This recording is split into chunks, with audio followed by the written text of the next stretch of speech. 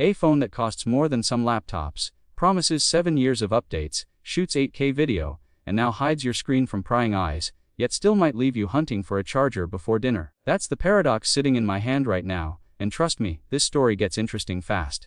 Alright, welcome back. Let's talk about the brand new Samsung Galaxy S26 Ultra, and whether this Ultra price tag actually buys you an Ultra experience, or just Ultra bragging rights. So yes, the Samsung Galaxy S26 Ultra starts at a wallet-wincing price. It climbs fast once you bump storage, and suddenly you're in. This could have been a holiday territory. But here's the twist, Samsung isn't just selling hardware anymore. They're selling longevity, AI intelligence, and a few genuinely futuristic tricks that no one else is quite pulling off the same way. First, the design. At a glance it looks familiar. Almost suspiciously familiar. Put it next to the S25 Ultra and most people would hesitate. Slightly softer curves, a subtly tweaked camera layout, and that's about it visually. But the bigger shift is hidden in the materials. Titanium is gone.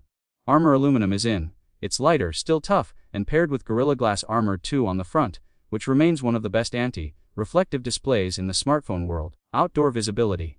Ridiculous. You can read this thing in sunlight without squinting like you're decoding ancient runes. Now let's talk about the feature that actually made me pause, the privacy display. This isn't a gimmicky screen dimmer. It physically narrows the viewing angle by controlling pixel visibility, so only the person directly in front sees what's happening.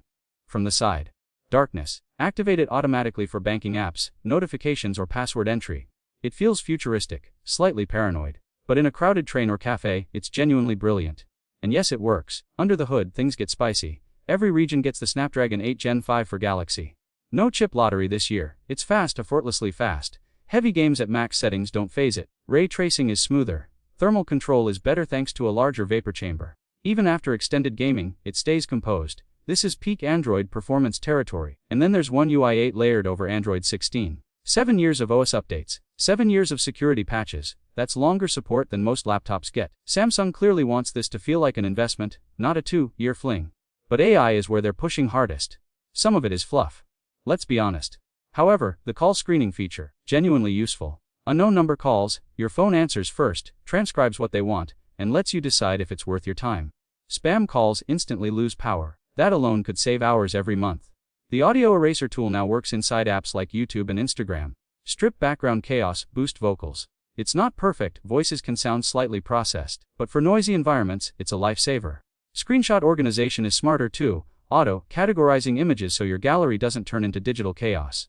Then there's that 6.9-inch dynamic AMOLED display, Quad HDTSA Adaptive 120Hz HDR10 SUS. It's vibrant, absurdly bright, and paired with that reflective layer, it might still be the best smartphone panel available. Watching content here feels premium in a way that's hard to quantify but easy to notice. Camera-wise, Samsung refined rather than reinvented.